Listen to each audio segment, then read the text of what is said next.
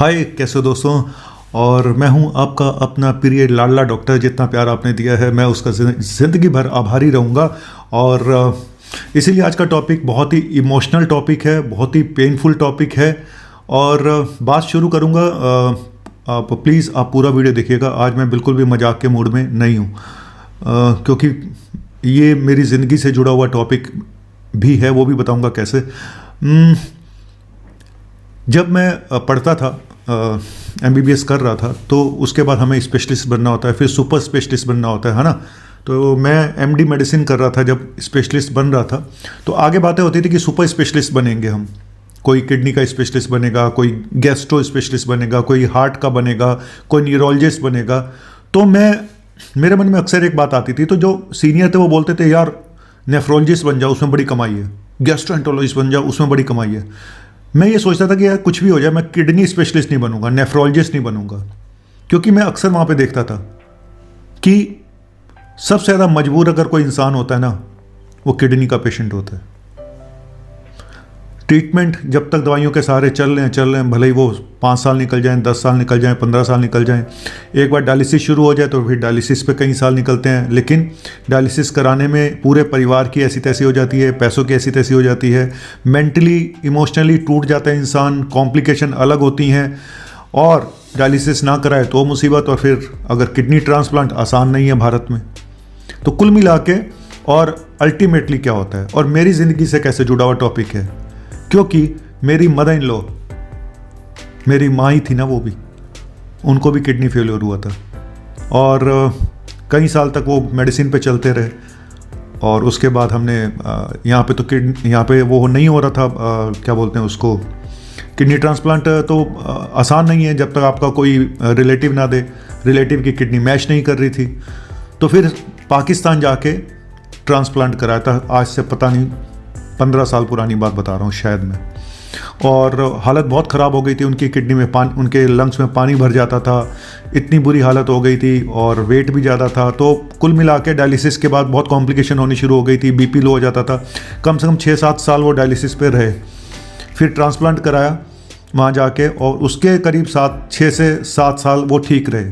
फिर दोबारा से उनका रिजेक्शन हो गया, फिर उनको कैंसर भी हो गया, बाद में उनकी डेथ हो गई। तो मैंने बहुत करीब से देखा है इन सब चीज़ों को।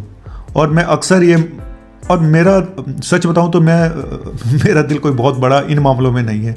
मुझे यही लगता था कि यार, और ऊपर से जब मैं किडनी वाले नेफ्रोलॉजिस्ट को, कुछ नेफ्रोलॉजिस्ट को देखता हूं कि वो यहाँ पे भी पेशेंट की मजबूरी का कितना फ़ायदा उठाते हैं, है ना। महंगी महंगी दवाइयाँ लिख के देते हैं, सब नहीं, कुछ। और वक्त किसी के पास है नहीं, टाइम किसी के पास है नहीं, ठीक से कोई देखता नहीं है। तो यही कंप्लेन ज़्यादातर पेशेंट करते हैं। लेकिन इनसे भी बड़ा अपराध एक और हो रहा है, जिसके बारे में आज मैं बात करने जा रहा हूँ। और मैं आज चैलेंज कर रहा हूँ उन डॉक्टर्स को। एक तो ये टॉपिक है, एक तो ये मैं चैलेंज कर रहा हूँ, और दूसरा, अगर आपका क्रेटिनिन बढ़ जाए तो आपको क्या करना है। आप पहली बार अपना ब्लड टेस्ट कराने गए और आपका क्रेटिनिन बढ़ा हुआ आ गया, आपने क्या करना है, ठीक है। तो मैं बार बार बोलता हूँ, हर शाख पे उल्लू बैठा है ना। 140 करोड़ में से अगर आपने 1 करोड़ का भी बेवकूफ़ बना दिया, आप अरबोपति बन जाओगे, अरबोपति। अगर 1 करोड़ का भी आपने बेवकूफ़ बना दिया, इवन 50 लाख का भी बना दिया, तो भी आप अरबोपति बन जाओगे। और जब से सोशल मीडिया है, तब से तो ऐसे डॉक्टर्स की पूरी जमात इकट्ठी हो गई है।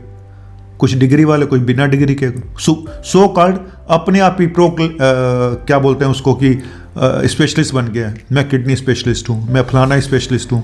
डिग्री किसने दी आपको, पता नहीं। डिग्री कोई, अब आयुर्वेद के नाम पे, नेचुरोपैथ के नाम पे कितने किडनी स्पेशलिस्ट बने हुए हैं। आज उन सबको चैलेंज दे रहा हूँ कि क्या चैलेंज है भाई।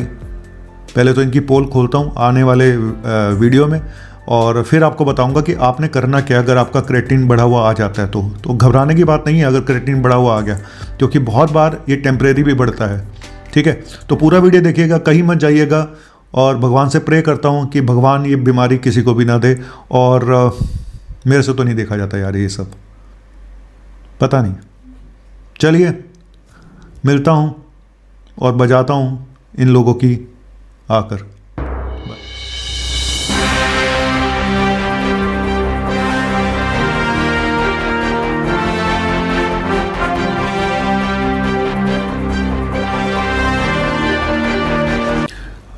तो मैं पहले आपको बता दूं, फिर मैं उन लोगों के लिए एक ऐलान करने जा रहा हूं। पहले आपको बता दूं कि अगर आपका क्रेटिनिन बढ़ा हुआ आ जाता है, किडनी की जब आप देखो, पहले तो आपको किन लोगों को अपना किडनी फंक्शन टेस्ट कराना चाहिए। हम तो हमेशा बोलते हैं कि जब आप कंप्लीट हेल्थ चेकअप कराओ तो उसमें किडनी फंक्शन टेस्ट अपने आप आ जाता है। लेकिन अगर आपका ब्लड प्रेशर बढ़ा रहता है, आपका खून की कमी हो रही है, आपके हाथ पैरों में कहीं सूजन आ रही है, आपको भूख नहीं लग रही है, आपका वॉमिटिंग आ रही है, तो आपको अपना किडनी फंक्शन टेस्ट जरूर कराना चाहिए। पेशाब में झाग आ रही है, पेशाब में स्मेल आ रही है, किडनी फंक्शन टेस्ट जरूर कराना चाहिए। अब आपने किडनी फंक्शन टेस्ट कराया, किसी वैसे ही करा लिया आपने, है ना, रूटीन टेस्ट, और आपका क्रेटिनिन आ गया 1.2 1.4। पहली चीज़ तो जब लोग बहुत घबरा जाते हैं जैसे क्रेटिनिन किसी का बढ़ता है, क्योंकि उनको लगता है किडनी मेरी गई। पहली चीज़ तो लैब टू लैब रीडिंग अलग अलग होती है। कुछ 0.9 तक देते हैं मिलीग्राम पर डेसीलीटर क्रेटिनिन, कुछ 1.4 तक देते हैं। तो ये देख लें कि उसकी रेंज क्या है उस वाले लैब की। दूसरी चीज़, हमेशा अच्छी लैब से टेस्ट कराएं। और हमारा तो गोल्ड स्टैंडर्ड जो डॉक्टर्स का होता है वो तो डॉक्टर लाल पैथ लैब है। देखो, डॉक्टर लाल पैथ लैब कोई कमीशन नहीं देता है किसी डॉक्टर को, ठीक है। फिर भी हम डॉक्टर्स उनको पेशेंट रिफ़र करते हैं जहाँ पे भी हमें डाउट होता है कि नहीं यार हमें बिल्कुल एक्यूरेट रिपोर्ट चाहिए, तो भाई डॉक्टर लाल पैथ लैब से करा दो। हालांकि हम अपनी जो लैब से कराते हैं हमें उसमें भी उतना ही ट्रस्ट है। मैं ये नहीं मानता कि बाकी सब लैब ख़राब हैं, लेकिन उन इलाकों में जहाँ लोगों को नहीं पता है, लाल पैथ लैब एटलीस्ट हर जगह पे है, तो वहाँ पे करा लो अपना टेस्ट। तो अब आपने कराया, क्रेटिनिन बढ़ा। अब मैं ये बताना चाहता हूँ, कई बार टेम्परेरी भी क्रेटिनिन बढ़ जाता है, उसके क्या कारण होते हैं, ठीक है। टेम्परेरी क्रेटिनिन बढ़ने के कारण क्या होता है, वो ठीक हो जाता है। अब इस नाम पे आपको कोई बाबा बेवकूफ़ बना दे, आपकी किडनी खराब हो गई है, मैं ठीक कर दूंगा, है ना, फलाना कर दूंगा, वो तेरा तो वैसे ही टेम्परेरी बढ़ा हुआ क्रेटिनिन है, वो तो अपने आप ही ठीक हो जाएगा। तो तुमने क्या करना है, तो पहले ये जान लो, कंफर्म कर लो कि आपकी किडनी परमानेंट डैमेज है या टेम्परेरी है। तो आपको कुछ और टेस्ट की जरूरत भी पड़ सकती है। अगर आपका क्रेटिनिन बढ़ा हुआ है, सबसे बड़ी बात, उसको दूसरी लैब से रिपीट कराएं। पहली चीज़, एक अल्ट्रासाउंड कराएं किडनी यूरेटर ब्लैडर का, वो भी अच्छी लैब से, अच्छे रेडियोलॉजी से जिसके बाद डिग्री भी हो। तीसरा, एक urinary albumin creatinine ratio, urine का एक टेस्ट होता है, वो कराएं, ठीक है। ये 3 टेस्ट कराएं, उसके बाद डॉक्टर को, पढ़े लिखे डॉक्टर को दिखाएं। किसी बाबा के पास पहले से ही मत चले जाएं डर के मारे। अब मैं बात करूंगा कि टेम्परेरी कारण क्या होते हैं क्रेटिनिन बढ़ने के। अगर आपने बहुत हैवी एक्सरसाइज कर ली, आप जिम जा रहे हो, उसके बाद आप अगले दिन टेस्ट कराते हो, तो क्रेटिनिन बढ़ा हुआ आ सकता है, कोई बड़ी बात नहीं है। आपको डिहाइड्रेशन है, पानी की कमी हो गई है ना, कुछ दिन पहले आपको उल्टियाँ लगी थी या लूज मोशन लगे थे, क्रेटिनिन टेम्परेरी बढ़ा हुआ आ सकता है। इसीलिए कहते हैं पानी वानी पीते रहा करो। तीसरा, अगर आप बहुत हाई प्रोटीन डाइट ले रहे हो, जिम की कोई प्रोडक्ट ले रहे हो, सप्लीमेंट्स ले रहे हो, क्रेटिनिन बढ़ा हुआ आ सकता है। इसीलिए बोलते हैं कि ये जो जिम की प्रोडक्ट्स आप खाते रहते हो, सप्लीमेंट्स वगैरह, ये किडनी खराब कर सकते हैं, लीवर खराब कर सकते हैं, तो सोच के खाएं, है ना। ये जो क्रेटिनिन आप खा जाते हो उठा उठा के, तो एक तो ये है ना।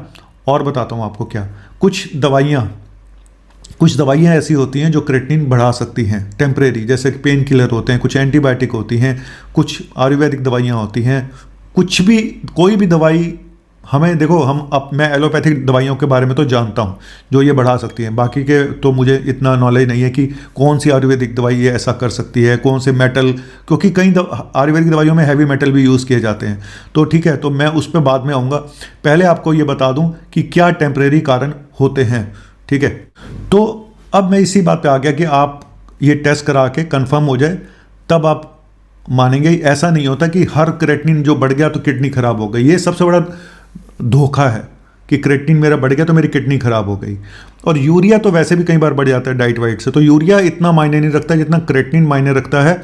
और फिर बोल रहा हूँ कि भाई अब आगे की कहानी सुनाता हूँ कि जो अब प्रॉब्लम आ रही है, जिसकी वजह से मैं ये वीडियो बना रहा हूँ। क्योंकि कल मेरे पास एक पेशेंट आए तो उन्होंने मुझे बताया, देखो पहली चीज़ तो हम एलोपैथिक डॉक्टर का भी दावा नहीं करते हैं, हम कभी टेस्टिमोनियल ज़्यादा लेके नहीं आते जी, देखो जी हमने किडनी का पेशेंट ठीक कर दिया, हमने ये ठीक कर दिया। मेरे पास ऐसे सैकड़ों पेशेंट हैं जिनके क्रेटिनिन बढ़े हुए थे और नॉर्मल हो गए, ठीक है। हमने कभी दावा नहीं किया, मैं दिखा सकता हूँ अगर आप कहोगे तो। मैंने कभी 1-2 पेशेंट का मैंने बताया कैंसर वैंसर जैसे ठीक हो गए। बड़े पेशेंट ऐसे हैं जिनके कैंसर ठीक हो चुके हैं, है ना। आपके सामने ये संजय दत्त है और आपकी सोनाली बेंद्रे है, ये तो सेलिब्रिटी हैं जिनके कैंसर ठीक हो गए दवाइयों से। लेकिन अब मैं बात करूंगा किडनी की, मैं कैंसर की आज बात नहीं कर रहा हूँ। बहुत सारे सो कोल्ड किडनी स्पेशलिस्ट बन गए हैं। मैं दिल्ली की बात करूंगा क्योंकि मैं यहाँ रहता हूँ। नेचुरोपैथ के नाम पे, आयुर्वेद के नाम पे, मैं किसी का नाम नहीं लूँगा, लेकिन फिर भी मैं उनको चैलेंज करता हूँ, उन सब को जो ये किडनी स्पेशलिस्ट होने का दावा करते हैं। आयुर्वेद में कोई भी ऐसी डिग्री नहीं है जो सुपर स्पेशलिस्ट बनाती हो। मैं अपने आयुर्वेदिक भाइयों से पूछूंगा, डॉक्टरों से, क्या कोई ऐसी डिग्री है जो सुपर स्पेशलिस्ट बनाती है? इनको कैंसर स्पेशलिस्ट बनाने का कोई डिग्री आप देते हो आयुर्वेद में? नहीं है। लेकिन ये अपने नाम के आगे कुछ भी लिख सकते हैं, कैंसर स्पेशलिस्ट, किडनी स्पेशलिस्ट। क्या सरकारें ये सब चीज़ें देखती नहीं हैं? नहीं देखती हैं, क्योंकि उनको आयुर्वेद को बढ़ाना है। ठीक है, अच्छी बात है, आप आयुर्वेद को बढ़ाएं, लेकिन आयुर्वेद के नाम पे जो हो रहा है आज की डेट में, सर लाखों लाखों रुपए की दवाइयाँ देते हैं, लाखों रुपए की दवाइयाँ, और उनको ABCD भी नहीं पता है किडनी के बारे में। यूट्यूब पे वीडियो बना बना के लाइनें लगी हुई हैं वहाँ पे। आप उनसे कल मेरे पेशेंट ने बताया मुझे आके, सर ज़्यादातर देखो, कहते हैं करता क्या ना मरता, मरता क्या ना करता। सबसे बड़ी प्रॉब्लम है किडनी पेशेंट की मजबूरी, पैसा की। एक तो उनके पास डायलिसिस के लिए भी मजबूरी होती है, वो नहीं कराना चाहते। कुछ पेशेंट ट्रांसप्लांट नहीं करा सकते, तो मजबूरी बहुत बड़ी है, पैसा भी नहीं है। लेकिन ये कौन सा फ्री में करते हैं? पहली बार में ये हज़ारों रुपए की दवाइयाँ देते हैं कि पहले ये 12,000 रुपये की दवाई एक डॉक्टर यहाँ पे देता है, डॉक्टर धवन नाम से, मैं पूरा नाम नहीं बताऊँगा, ठीक है, किसी दिन कहोगे तो उसका नाम भी लेके बना दूंगा।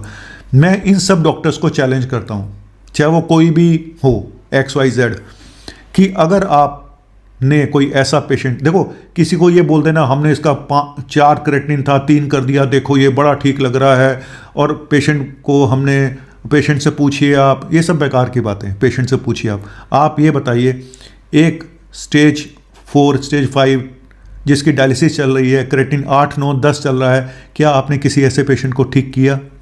उसकी डायलिसिस बंद करा के उसका क्रेटिन नॉर्मल किया? नहीं किया होगा। अगर किया तो मैं आपको 1 लाख रुपए इनाम दे सकता हूं, आप मेरे पास पेशेंट भेज दो और मैं आपके अंडर में काम करने को तैयार हूं। तो ये जो भोली जनता है ना, इनका बेवकूफ़ बनाना बंद करो। और भोली जनता से मैं यही कहूँगा कि भाई आप बेवकूफ़ बन रहे हो, सिर्फ मजबूरी में आप जा रहे हो इन लोगों के पास। आप जा, और जिनके साथ बुरा होता है उनको सामने आना चाहिए, सोशल मीडिया पे आके बताना चाहिए इन लोगों की सच्चाई क्या है, लेकिन लोग डर के मारे आते नहीं हैं। और कभी किसी ने सोचा कि ये जो टेस्टिमोनियल दिखाते हैं, ये देखो जी पेशेंट आप कैसा फील कर रहे हैं, हाँ जी हमें बड़ा अच्छा लग रहा है, हम अब खाना भी खा रहे हैं, कभी आपने देखा कि 5 साल बाद 4 साल बाद इन लोगों का क्या हुआ? या तो मर खप गए, या किसी ने किडनी ट्रांसप्लांट करा लिया कोई डायलिसिस पे। यही कहानी होती है। जिसको ये ठीक करते हैं वो क्रॉनिक किडनी डिजीज़ के पेशेंट ही नहीं होते, वो एक्यूट रीनल फेलियर के पेशेंट होते हैं। एक्यूट रीनल फेलियर जहाँ अचानक किडनी पे असर आया है, वो ठीक हो जाते हैं। यही सबसे बड़ा यहाँ पे कैच है कि आप सिर्फ एक्यूट रीनल फेलियर को ठीक कर सकते हो, जैसे कि इन्फेक्शन हो गया, कोई डिहाइड्रेशन हो गया, क्रेटिनिन 4-5 हो गया, 6 हो गया। लेकिन अगर इनका डिहाइड्रेशन करेक्ट कर दें, इनकी डाइट ठीक कर दें, सब कुछ ठीक कर दें, तो क्रेटिनिन नॉर्मल हो सकता है। इसको ये बोल देंगे कि हमने किडनी ठीक कर दी। ये एक्यूट रीनल फेलियर है, अचानक होने वाला। क्रॉनिक किडनी डिजीज जो सालों से है, जिसका क्रेटिनिन 4-5 साल से बढ़ा हुआ है, 3 साल से बढ़ा हुआ है, 2 साल से बढ़ा हुआ है, 7-8 क्रेटिनिन चल रहा है, इनको ठीक करके दिखाओ। एक सिंगल पेशेंट दिखा दो सर, मैं आपको 1 लाख रुपए इनाम दूंगा, आपके सामने सोशल मीडिया पे माफ़ी मांगूंगा, और जो आप कहेंगे भाई आपके अंडर में काम करने को तैयार हूं, और आपको पेशेंट भी रिफ़र करूंगा।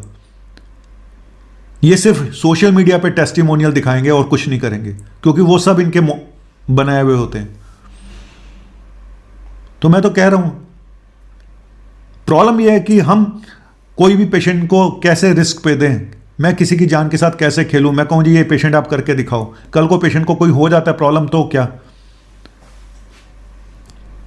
तो एनीवेज, मेरा आज कहने का मकसद यही है कि मैं मानता हूं कि किडनी का ट्रीटमेंट परमानेंट ट्रीटमेंट नहीं है, लेकिन आप इस चक्कर में आके बेवकूफ़ मत बनिए। जिस पेशेंट को प्रॉपर ट्रीटमेंट के जरिए आप 5-7-8 साल 10 साल खींच सकते थे, और कई बार क्रेटिनिन, मैं सच बताऊं, कई बार मैंने ऐसे पेशेंट भी देखे हैं जिनका क्रेटिनिन 6-7 है, 5 है, 4 है, और सालों तक ठीक चल रहे हैं, कोई सिम्टम नहीं है। मेरे पास ऐसे पेशेंट भी हैं जिनको कोई सिम्टम भी नहीं है, वो उनकी शक्ल देख के आप बता ही नहीं सकते कि इनकी किडनी में प्रॉब्लम है। सही डाइट, सही मेडिसिन है ना, सही कितना पानी पीना है, कौन सी डाइट लेनी है, कौन सी मेडिसिन नहीं खानी है, कौन सी खानी है, इन सब चीज़ों पे बहुत कुछ डिपेंड करता है। आप एडिक्शन छोड़ दें, अपने सिगरेट शराब छोड़ दें, वेट ठीक रखें, ये सब चीज़ें बहुत मायने रखता है। और स्ट्रेस फ्री रहें, डी स्ट्रेस रहें, तो आप काफ़ी साल तक बिना किसी डायलिसिस के भी निकाल सकते हैं। लेकिन लोगों को पता नहीं है, लोग इतने घबरा जाते हैं, इन बाबाओं के चक्कर में जाते हैं। और मैं सच बता रहा हूँ, एक एक महीने की हज़ारों रुपए की दवाइयाँ हैं। जिन लोगों ने भुगता है वो आके मुझे कमेंट करें यहाँ पे, और इन सब की पोल खोली है इस चीज़ का नाम। मैं पहले बहुत वीडियो बनाता था, लेकिन हुआ क्या, कोई फ़र्क तो पड़ता नहीं। वो बढ़ते चले गए, अरबों खरबों रुपए की प्रॉपर्टियाँ वो बना चुके हैं। हम जनता को आगाह करते करते आज भी वहीं हैं जहाँ से चले हुए थे। बस यही मेरी कमाई हुई दौलत है कि लोग मेरे पे ट्रस्ट करते हैं।